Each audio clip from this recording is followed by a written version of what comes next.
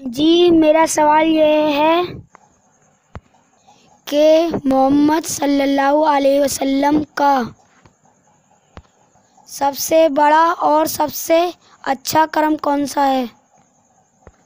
यानी उनकी सबसे बड़ी सुन्नत क्या है? बिस्मिल्लाहिर्रहमानिर्रहीम। मेरे मोहतरम बुज़ुर्गों, दोस्तों, अजीज़ साथियों और मेरे देशवासियों, अस्सलामु अलैकुम। आप सब पर अल्लाह की सलामती हो, परमेश्वर की कृपा हो। बहुत अच्छा सवाल किया गया है कि मोहम्मद सल्लल्लाहु अलैहि वसल्लम की सबसे बड़ी सुन्नत क्या है, सबसे बेहतरीन अमल क्या है, कर्म क्या है। बहुत अच्छा सवाल है। जो हमारे भाई या बहन हमें यूट्यूब पर सुन रहे हैं, मैं उनसे रिक्वेस्ट करता हूं, उनकी खुशामद करता हूं कि वीडियो को पूरा सुनें ताकि सच्चाई मालूम हो जाए और जागने का मौका मिल जाए। तो बहुत अच्छा सवाल किया गया है कि सबसे बड़ी सुन्नत क्या है। तो याद रखें, मोहम्मद सल्लल्लाहु अलैहि वसल्लम की सबसे बड़ी सुन्नत ये है कि उम्मत का दर्द है, उम्मत की भलाई। क्या भलाई? सबसे बड़ी भलाई क्या है? सबसे बड़ा कामयाब कौन इंसान होगा? जो जहन्नुम से बचा लिया गया और जन्नत में दाखिल कर दिया गया। यह है सबसे बड़ी कामयाबी। तो हमारे नबी मोहम्मद सल्लल्लाहु अलैहि वसल्लम की सबसे बड़ी सुन्नत है उम्मत का दर्द, उम्मत के लिए दुखी होना है। हाँ,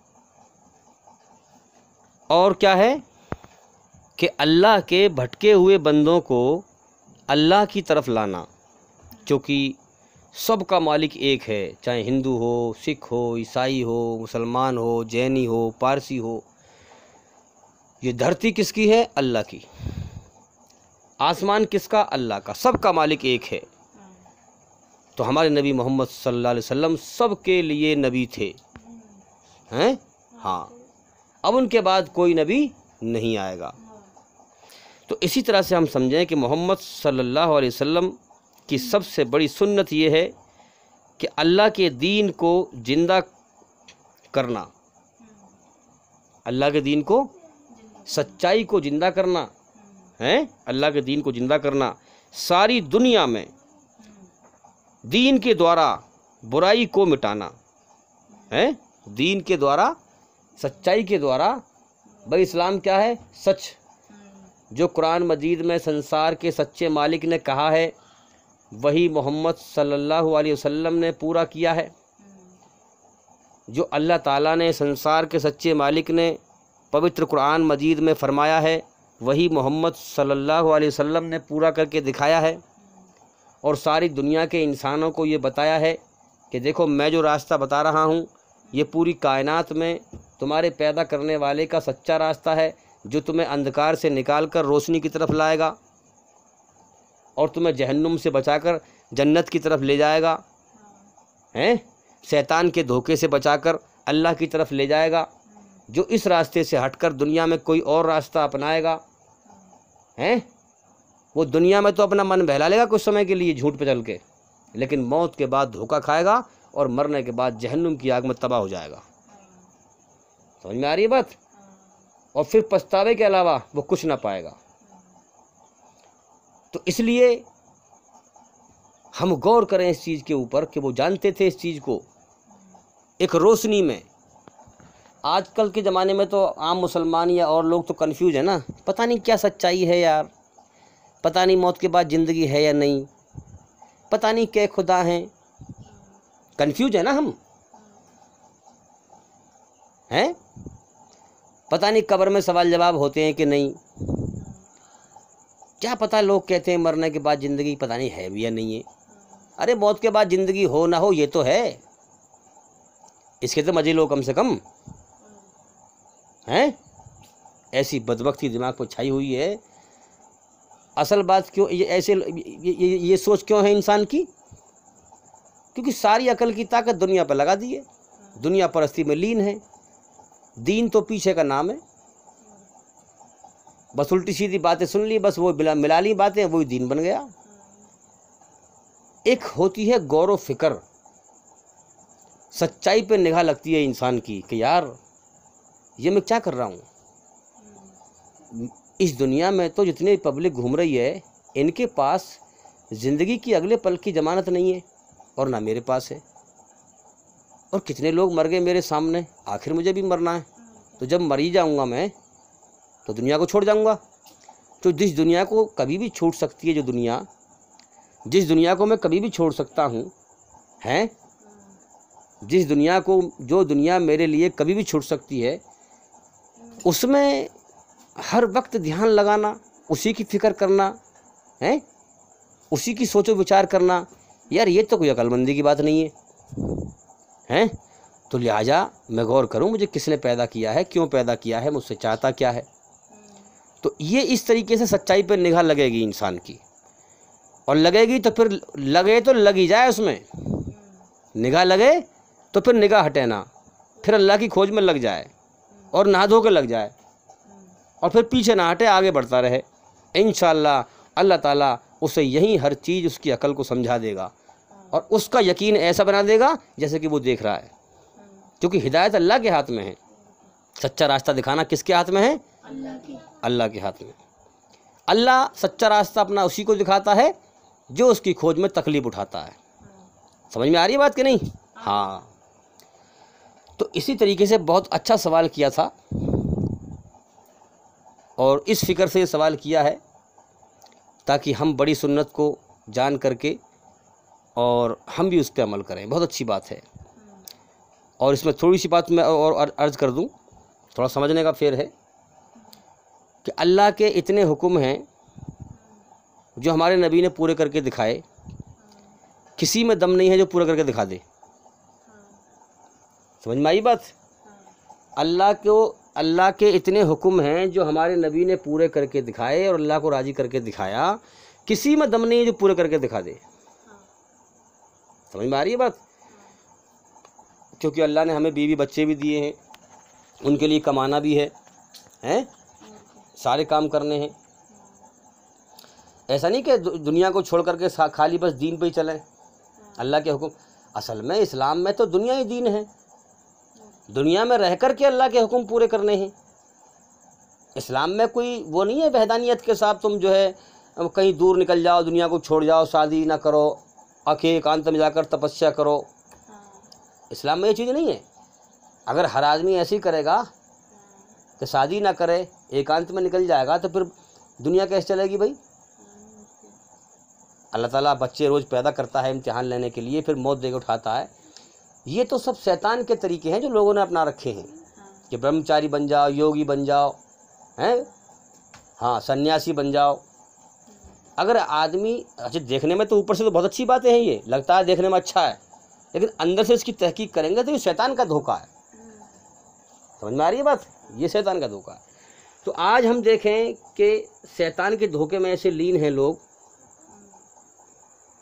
कि जो इस्लाम में छोटे छोटे अमल हैं जिनके करने से ज़्यादातर दिखावा दिखे दुनिया में और लोग उसे बड़ा दीनदार समझें,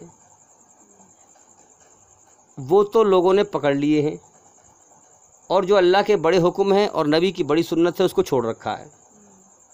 इसीलिए ईमान नसीब नहीं होता, याद रखें। क्यों? क्योंकि असल में दुनिया परस्ती में लगे हुए हैं ना लोग। भाई जो दीन में ऐसे काम है जो रिक्सी ना हो, जिसमें कोई ख़तरा ना हो, जिसमें कोई परेशानी ना हो, उन्हें भाई करते रहो अपना, ठीक है, दीन पे चलते रहो। और जो दीन में खतरे वाला काम आए, पहली बात तो ख़तरा है ही नहीं।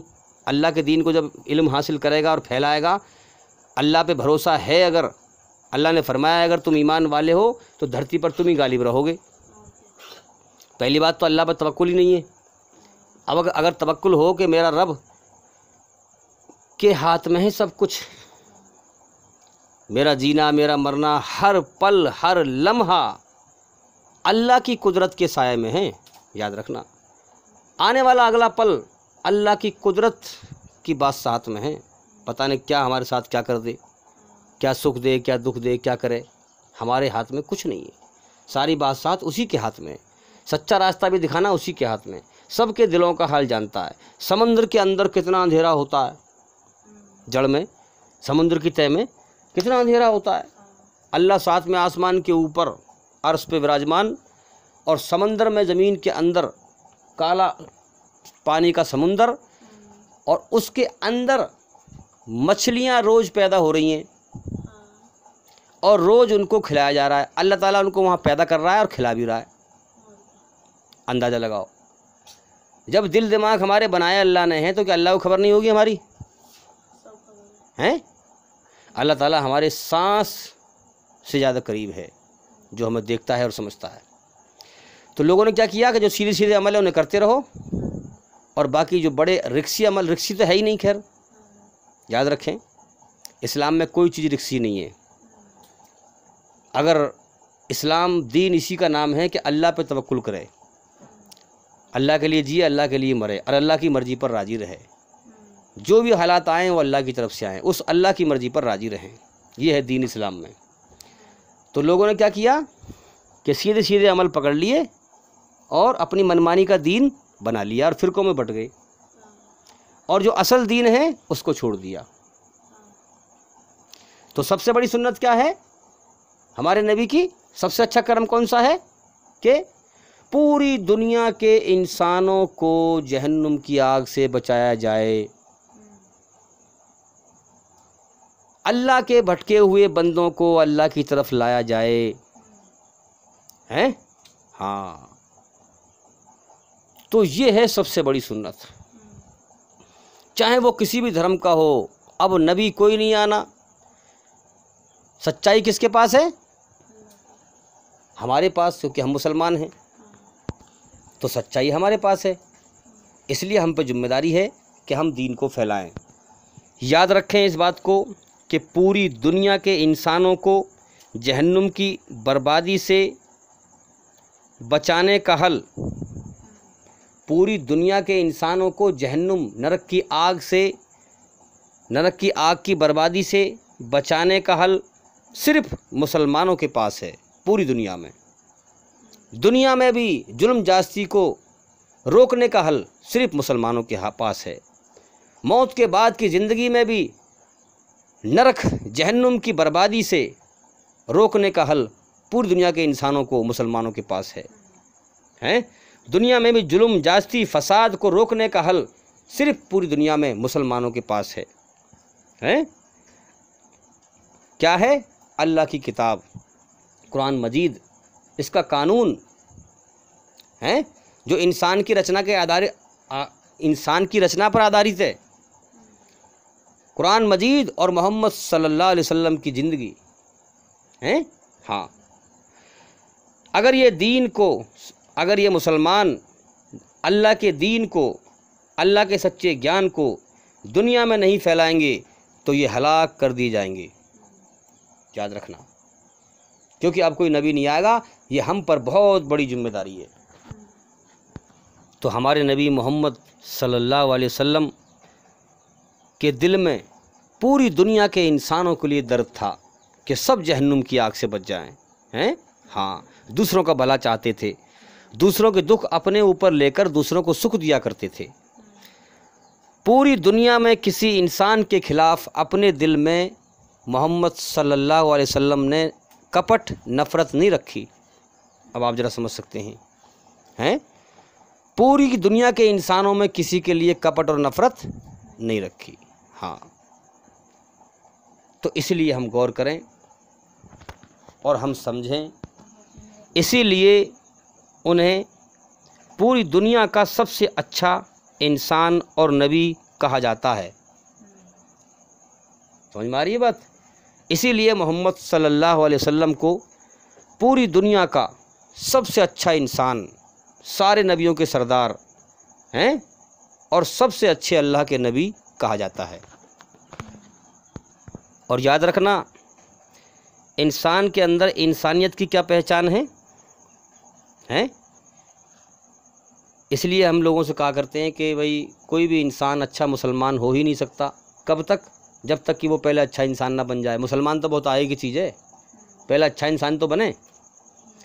और अच्छा इंसान बनने के लिए ये चीज़ ज़रूरी है क्या? इंसान वही है जो दूसरे के दुखों को अपना दुख समझे और दूसरे के दुख में काम आए। हैं, उसके अंदर इंसानियत है। और जो दूसरे के दुख को देखकर मजाक उड़ाए, उसके अंदर क्या इंसानियत है भाई? या दूसरे इंसान को तकलीफ दे, उसके अंदर क्या इंसानियत है भाई?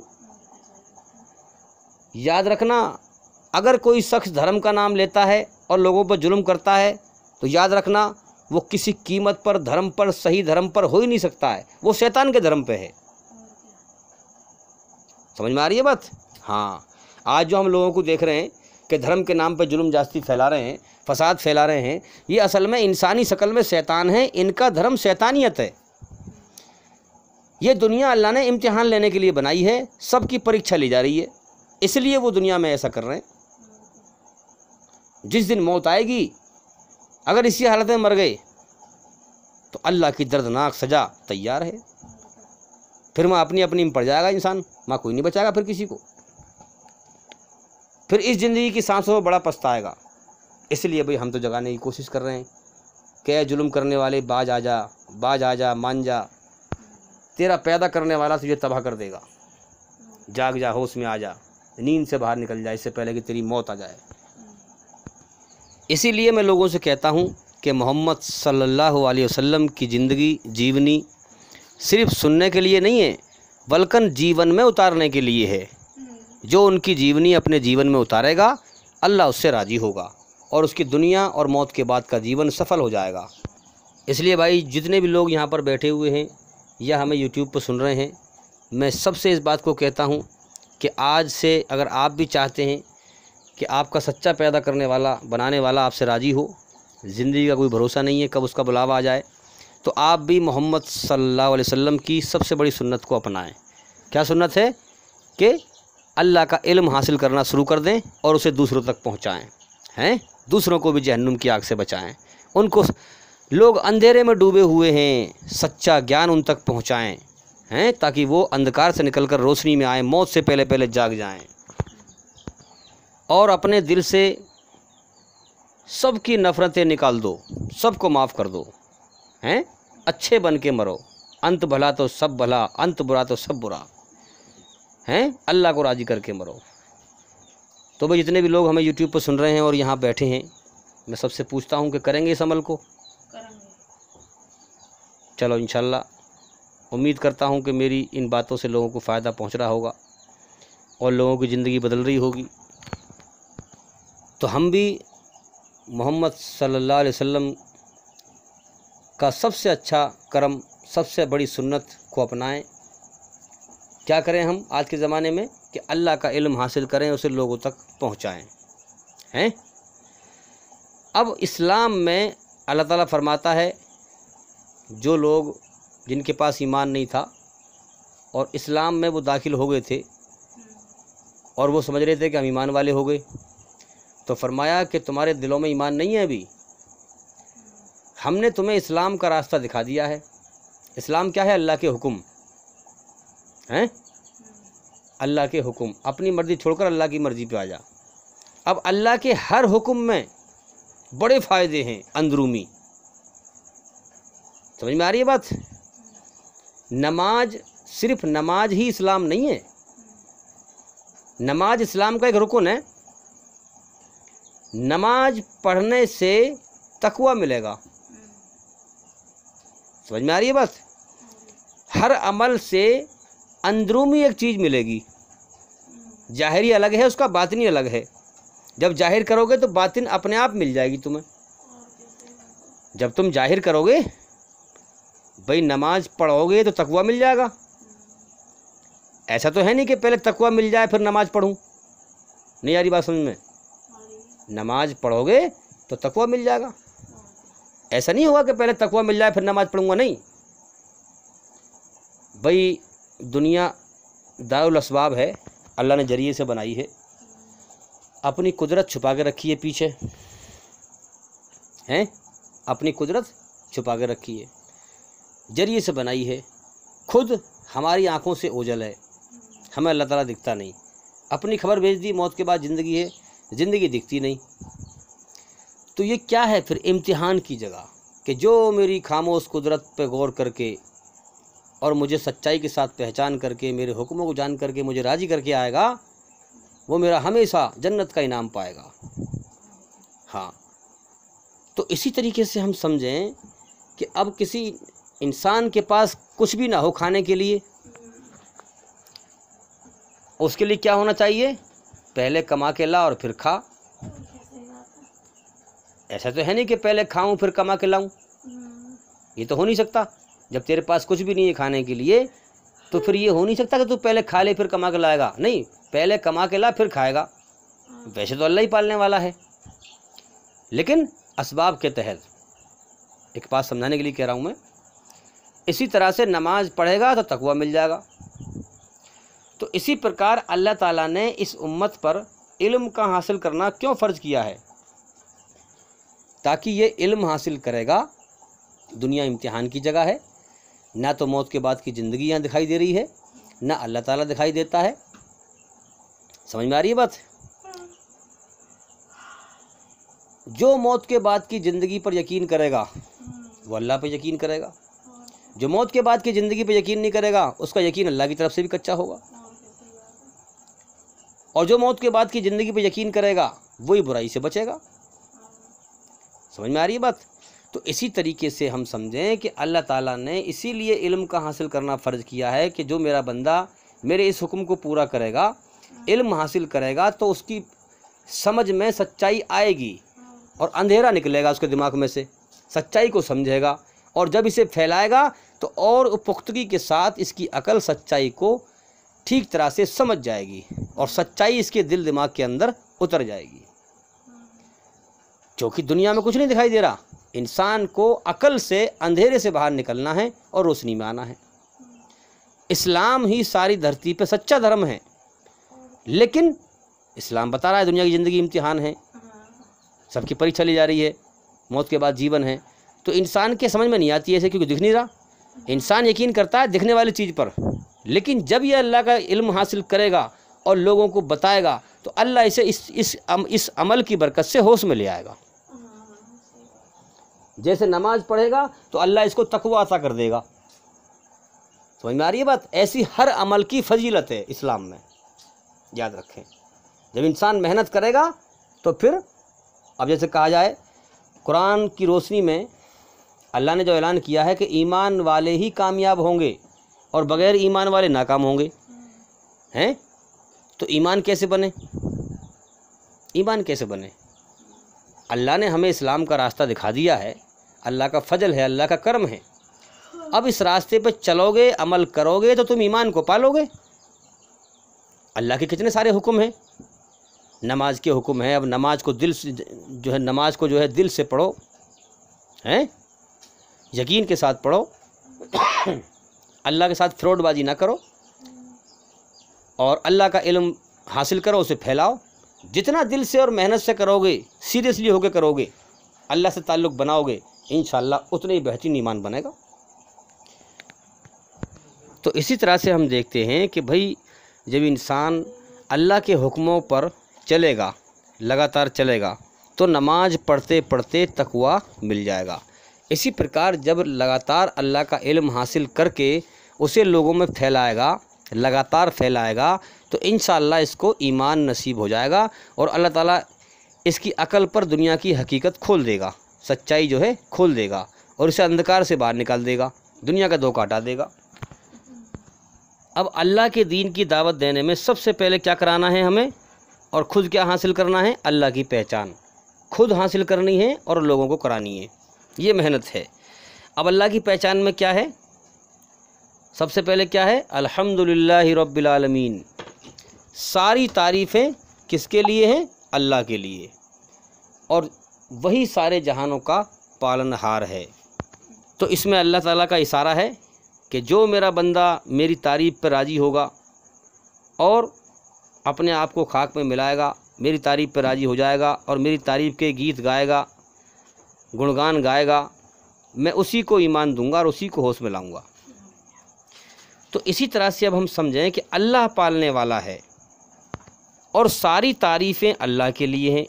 हमें इसकी दावत देनी है, पहले लोगों को इस चीज़ की दावत देनी है, क्योंकि ज़्यादातर लोग दुनिया में अंधविश्वास में हैं, इस गुमान में जी रहे हैं कि हमारा कोई पालने वाला, हमारा कोई पैदा करने वाला नहीं है, हम अपनी जान के खुद मालिक हैं, वो अंधेरे में डूबे हुए हैं और हकीकत में उनकी जान का मालिक अल्लाह है।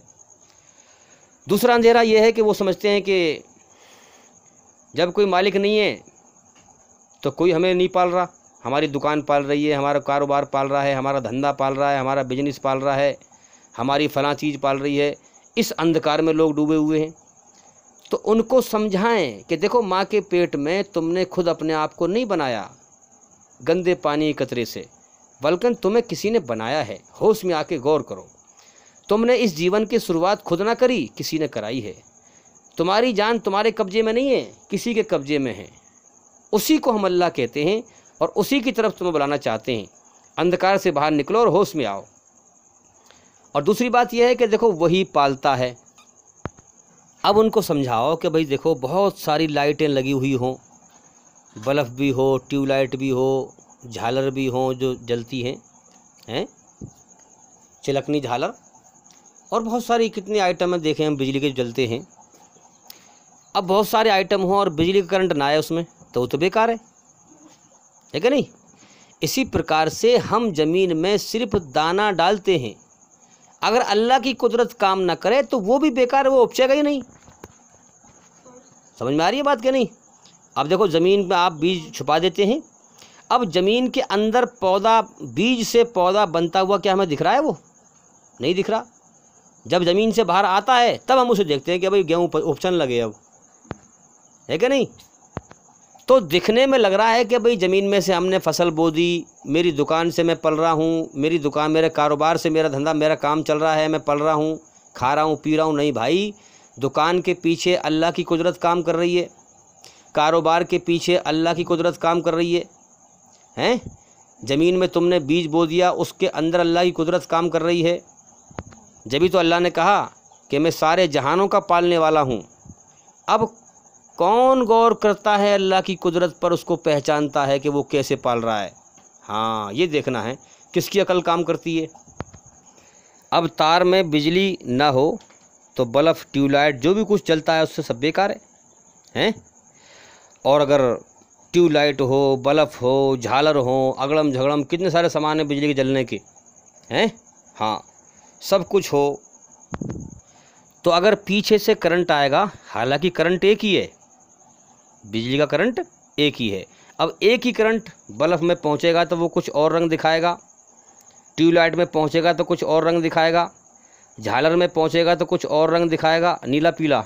इसी प्रकार से हमारे काम धंधे, कारोबार, बिजनेस, मजदूरी, ये धंधे, ये दुकान, इनसे कुछ नहीं होता भाई। पीछे से एक अल्लाह का करंट है जिसके द्वारा हमें रोज़ी मिल रही है। आसमान पे से रोज़ी आ रही है, अल्लाह ताला देता है, तो फिर उसकी शक्ल बन जाती है कि दुकान में से आ रहा है, मजदूरी से आ रहा है, कि फला जगह से आ रहा है। तो याद रखें, जैसे अलग अलग तरह के बल्ब हैं, ट्यूबलाइट हैं, झालर हैं, पीछे से करंट एक ही है लेकिन वो अलग अलग दिखाई दे रही है। इसी प्रकार से सब लोगों के धंधे हैं, कारोबार हैं, अलग अलग धंधे दिखाई दे रहे हैं, बिजनेस, किसी कोई मजदूरी कर रहा है, कोई कुछ कर रहा है, कोई कुछ कर रहा है। इसी तरह से सबके धंधे दिखाई दे रहे हैं, लेकिन असल में पीछे अल्लाह पालने वाला है। हाँ, पीछे एक अल्लाह की कुदरत का करंट काम कर रहा है। तो ये नज़र का धोखा है कि मेरी दुकान से मैं पल रहा हूँ, मैं अपने कारोबार से पल रहा हूँ, मेरे बच्चे पल रहे हैं, बिजनेस से पल रहे हैं। ये नज़र का धोखा है। असल में अल्लाह पालने वाला है। यहाँ कोई किसी के दुख दूर नहीं करता सिवाय अल्लाह के। जो नज़र का धोखा है कि भाई फलां शख्स ने जो है मेरी मुसीबत दूर कर दी। अरे भाई, अल्लाह ही मुसीबत दूर करता है, चाहे वो किसी बंदे के दिल में रहम डाल के उससे पूरी करा दे, चाहे बराह रास्त कर दे, चाहे जैसे कर दे, हैं। हाँ, कोई किसी के दुख दूर नहीं करता सिवाय अल्लाह के। तो यही तो अल्लाह का इम्तिहान है। दुनिया में अल्लाह ताला ने इसलिए तो भेजा है कि कौन मेरी दी हुई अकल से मेरी कुदरत को पहचान कर, धोखे से बचकर ईमान लेकर आता है, फिर हमेशा का जन्नत में, हमेशा के लिए जन्नत में जाता है। तो भाई, अल्लाह के दीन के लिए मेहनत करें। बस जब तक ज़िंदा हैं, जब तक की मेहनत है, फिर इंशाअल्लाह जो ईमान लेके मरा उसके लिए फिर सुख जन्म लेगी, बहार जन्म लेगी, खुशियाँ जन्म लेंगी।